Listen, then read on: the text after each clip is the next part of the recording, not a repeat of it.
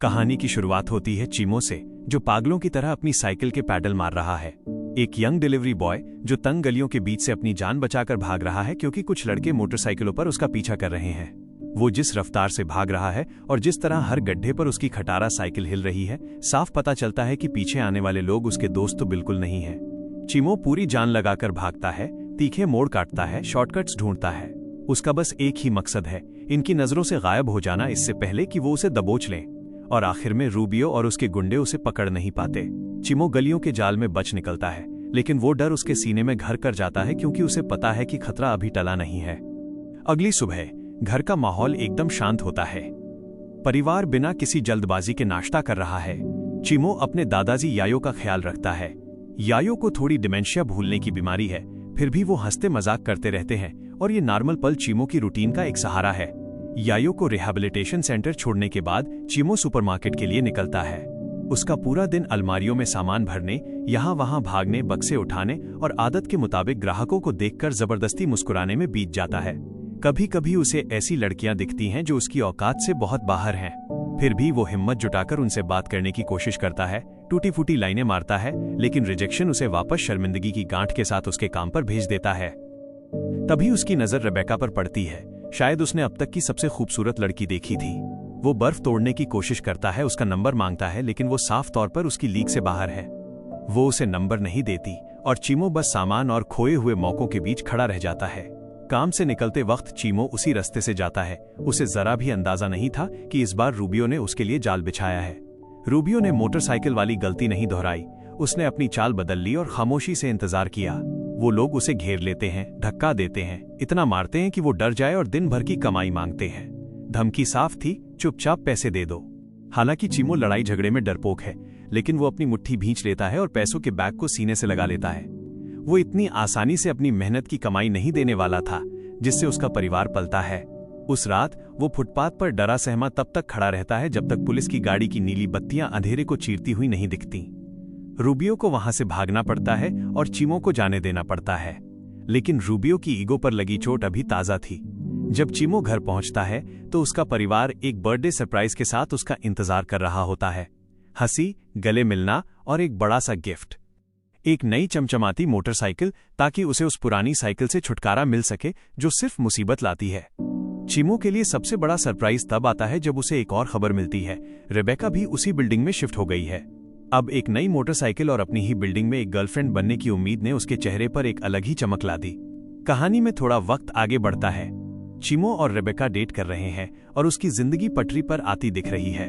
वो एक दूसरे को देखते हैं, फ्यूचर प्लान्स बनाते हैं और वो छोटी छोटी आदतें जो उनके रिश्ते को लय देती हैं। वो आर्केड में एक साथ वक्त बिताते हैं, बाइक राइड्स पर जाते हैं और चीमो की जॉब भी पक्की है। सब कुछ इतना परफेक्ट लग रहा था कि ऐसा लगा अब कोई इस बैलेंस को बिगाड़ नहीं सकता। लेकिन सड़कें कभी नहीं भूलती कि आप किसे पीछे छोड़ आए हैं। अचानक रूबियो टपक पड़ता है। वो रेबेका के पास जाकर बदतमीजी करता है, उसे किस करने की कोशिश करता है और बिना किसी शर्म के चीमो से उसकी बाइक की चाबियां मांगता है, जैसे कि उसका डर ही सब कुछ खरीदने के लिए काफी हो। रूबियो रेबेका का गला पकड़ता है, उसका दम घोटता है और फिर उसे मारता है। बाकी लड़के वीडियो बनाते हैं, हंसते हैं, चीमो को जलील करते हैं और उस पर उंगली उठाते हैं कि वो कुछ नहीं कर रहा। उन मुक्कों से वो उसे सिर्फ गिरा नहीं रहे थे, बल्कि वो उसकी पहचान को मिटा रहे थे। उस अच्छे लड़के को मार रहे थे जिसे उसकी मां ने पाला था। यहां तक कि रेबेका भी उसे बुत बना खड़ा देखकर निराश हो गई। वो उसे एक अजनबी की तरह देखती है, जबकि रूबियो वो बाइक ले जाता है जो उसके परिवार ने इतनी मेहनत से खरीदी थी, और वो खामोशी किसी भी सजा से ज्यादा भारी थी। जमीन पर पड़ा घायल और बेइज्जत चीमो सोचता है कि इससे बुरा और क्या होगा, लेकिन असली तबाही तो अब आने वाली थी जिसे छिपाया नहीं जा सकता। वो वीडियो वायरल हो जाता है। परिवार, दोस्त, साथ काम करने वाले सब देखते हैं कि कैसे रूबियो ने उसे जलील किया, उसे लूटा और उसकी गर्लफ्रेंड के साथ बदतमीजी की, जबकि वो कोई रिएक्शन नहीं दे पाया। अब हर कोई जानता है कि उस कोने पर क्या हुआ था। हालांकि वो वीडियो सबूत था और वो केस कर सकते थे, लेकिन चीमो मना कर देता है। अगर उसने रिपोर्ट की तो क्या होगा?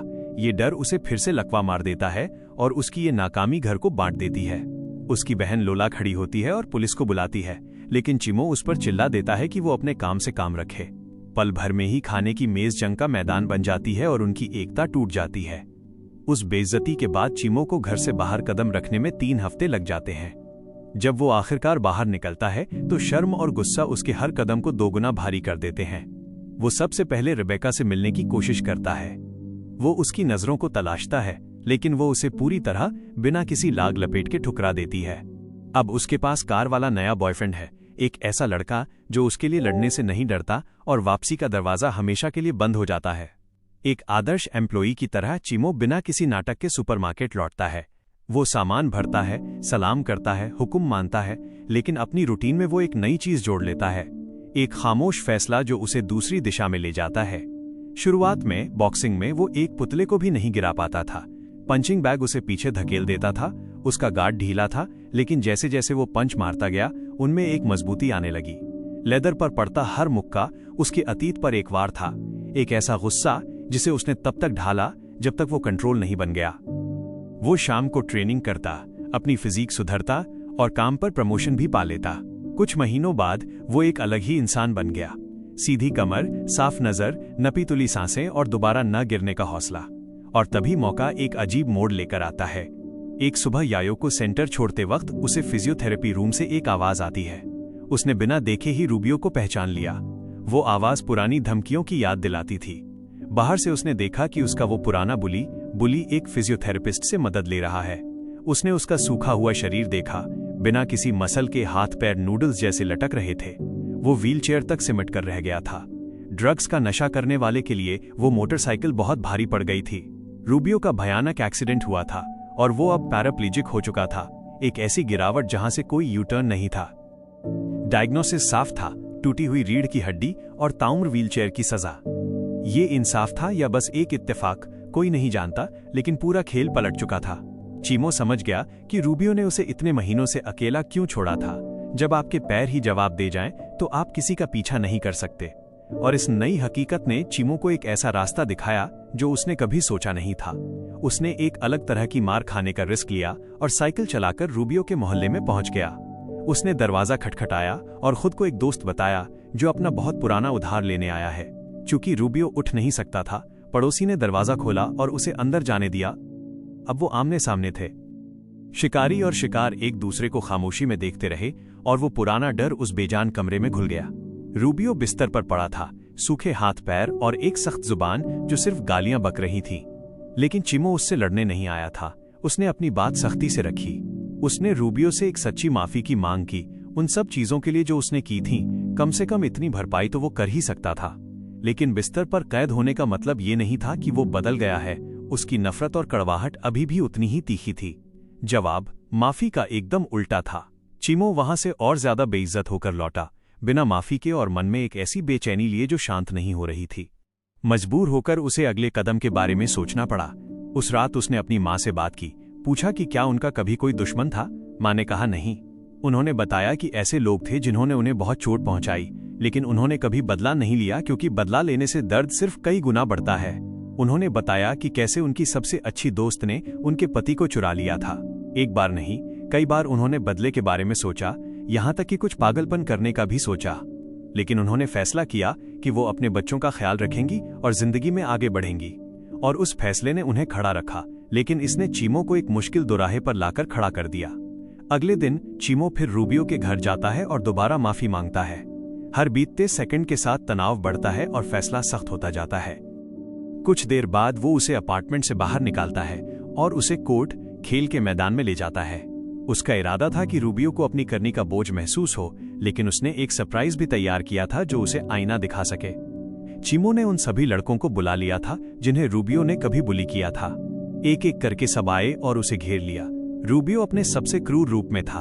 उसने उनका मजाक उड़ाया और उन्हें हिजड़ा कहा कि वो अपना बचाव नहीं कर पाए, जिसने बारूद में चिंगारी का काम किया।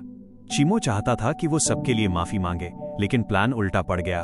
उन लड़कों ने अपना जमा हुआ गुस्सा रूबियो पर निकाल दिया, उसे मारा, यहां तक कि उस पर पेशाब करने की कोशिश की। माहौल एकदम न माफ करने लायक हो गया। इतनी मार खाने के बाद भी रूबियो नहीं डगमगाया। वो आखिर तक गालियां देता रहा। और जब पुलिस आई तब भी उसका रवैया नहीं बदला। वो उस झगड़े को एक और तबाही की कगार पर ले आया। कुछ देर बाद चिमो उसे वापस उसके घर छोड़ने गया। जैसे ही रूबियो ने अपने पिता के आने की आवाज सुनी, वो चिमो से छिपने की भीख मांगने लगा, और वो डर किसी बहुत पुरानी जगह से आ रहा था। रूबियो का पिता भी उतना ही जालिम था। उसने अपनी नई गर्लफ्रेंड के सामने रूबियो का मजाक उड़ाया।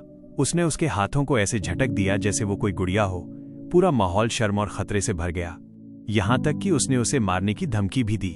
जब से वो मिले थे, पहली बार चिमो ने अपने दुश्मन को रोते हुए देखा, बिना छिपाए। एक ऐसा रोना जिसने उसे सबके सामने नंगा कर दिया। वो अपने बाप के डर से नहीं रो रहा था, उसे तो मार खाने की आदत थी। वो उस हालात पर रो रहा था जिसमें वो जी रहा था, उस दयनीय जिंदगी पर जो वो अब घसीट रहा था। और उस दरार ने सबका नजरिया बदल दिया। अगली बार जब चिमो सेंटर गया तो रूबियो उसे देखकर खुश नहीं हुआ।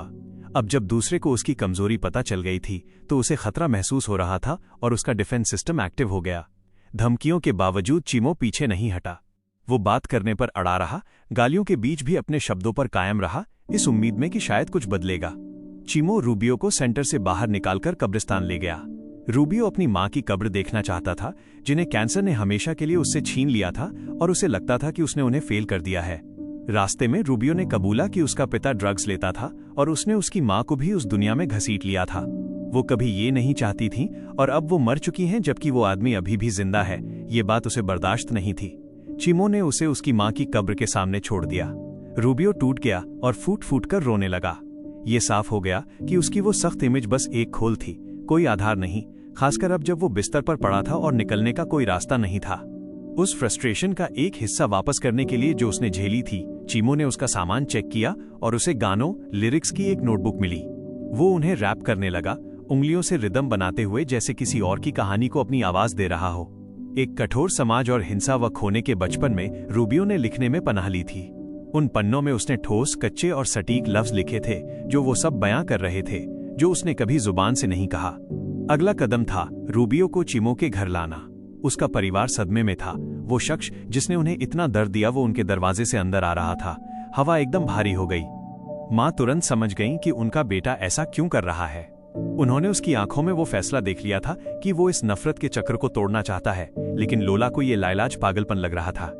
लोला ने अपना दबा हुआ गुस्सा रूबियो पर निकाला और परेशान होकर कमरे से चली गई। घर का माहौल बहुत तना हुआ हो गया और सबके विचार आपस में टकराने लगे। उस रात लोला ने अपने भाई का इंतजार किया ताकि उससे जवाब मांग सके। बहस के बाद चिमो ने उसे एहसास दिलाया कि रूबियो ने उसकी जिंदगी के शायद 2 साल बर्बाद किए, लेकिन रूबियो इस बोझ को हमेशा के लिए ढोएगा। और तराजू का पलड़ा एक बहुत ही पेचीदा वजह की तरफ झुक गया। अगले दिन उन्होंने रूबियो के पिता का ट्रक चुराया और घूमने निकल गए। शहर उनके सामने एक नए नक्शे की तरह खुल गया, बिना किसी इजाजत या माफी के। हर स्टॉप और दबी हुई हंसी के बीच एक अजीब सी दोस्ती आकार लेने लगी। ये दोस्ती बिल्कुल विपरीत चीजों से जन्मी थी, लेकिन उन्हें एक ऐसी कॉमन जमीन मिल गई जो पहले मौजूद नहीं थी। 2 अलग अलग रूहें एक दूसरे के करीब आने का मकसद ढूंढ चुकी थीं। साथ बिताई गई रूटीन ने उन्हें उस समझौते को परखने का मौका दिया जो नामुमकिन लगता था, और वो आगे बढ़े। रूबियो चिमो को क्लब्स ले गया। उन्होंने मजा करना सीखा, और हैरानी की बात ये थी कि कई लड़कियां पैराप्लेजिक, विकलांग लोगों की तरफ अट्रैक्ट होती थी, जिससे पुराने पूर्वाग्रह टूटे और एक अलग ही तरह की रात सामने आई। शराब, मारिजुआना और हंसी के बाद वो सड़क पर बातें करते हुए मिले। सुबह हुई और हकीकत को तो देर सवेर वसूली करने आना ही था।